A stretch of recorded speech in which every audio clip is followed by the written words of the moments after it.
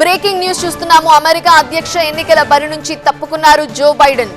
దేశ ప్రయోజనాల కోసమే తప్పుకున్నట్టుగా వెల్లడించారు. డెమోక్రాటిక్ తరపున అధ్యక్షురాలి బరిలో కమలా హారిస్ పేరును ప్రతిపాదించారు బైడెన్.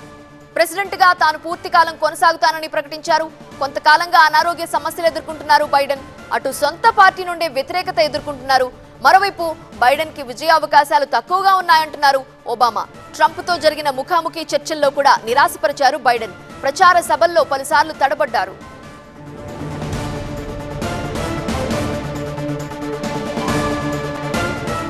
బైడెన్ నిర్ణయంపై కమలా హారిస్ స్పందించారు. తనపై ఉంచిన నమ్మకాన్ని నిలబెట్టుకుంటానని తెలిపారు. డెమోక్రటిక్ పార్టీకి మళ్లీ అధికారం వచ్చేలా చేస్తానని ధీమా వ్యక్తం చేశారు. అమెరికా అభివృద్ధి కోసం పాటుపడతానన్నారు. మరోవైపు ఇప్పటి వరకు పార్టీకి, అమెరికా దేశానికి సేవ చేసిన బైడెన్ కు కృతజ్ఞతలు చెప్పారు కమలా హారిస్. అయితే కమలా హారిస్ అభ్యర్థిత్వాన్ని డెమోక్రటిక్ పార్టీ నేతలు ఆమోదించాల్సి ఉంటుంది. ఒకవేళ అది జరిగితే అమెరికా అధ్యక్ష ఎన్నికల బరిలో నిలిచిన తొలి ఏషియా మహిళగా కమలా హారిస్ రికార్డుల్లోకి ఎక్కనున్నారు. బైడెన్ అధ్యక్ష రేస్ నుంచి తప్పుకోవడంపై ట్రంప్ స్పందించారు. కమలా హారిస్ తాను ఇంకా ఈజీగా ఓడిస్తానని ధీమా వ్యక్తం చేశారు. మరోవైపు అమెరికా చరిత్రలో బైడెన్ వర్స్ట్ ప్రెసిడెంట్ అని ట్రంప్ కామెంట్ చేశారు. అమెరికా అధ్యక్షుడిగా కొనసాగే అర్హత బైడెన్ కి లేదన్నారు ట్రంప్.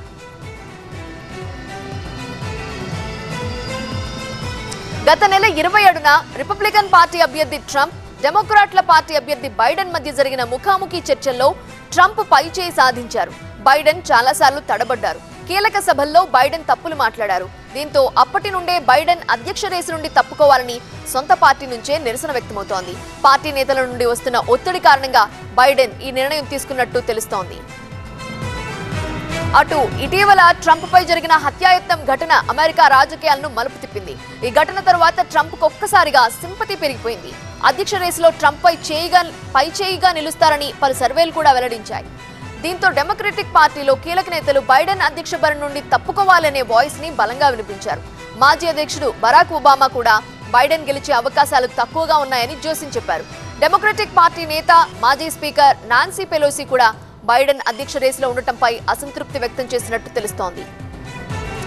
ఇటీవల బైడెన్ కోవిడ్ బారిన పడడం కూడా ఈ నిర్ణయానికి ఒక కారణం అని చెప్పొచ్చు. కోవిడ్ పాజిటివ్ రావడంతో ఐసోలేషన్ కు వెళ్లాల్సి వచ్చింది. ఇదే సమయంలో తనకు తీవ్ర అనారోగ్య సమస్యలు తలెత్తితే అధ్యక్ష బరిలో ఉండటమా లేదా అనేది ఆలోచిస్తానని చెప్పారు బైడెన్.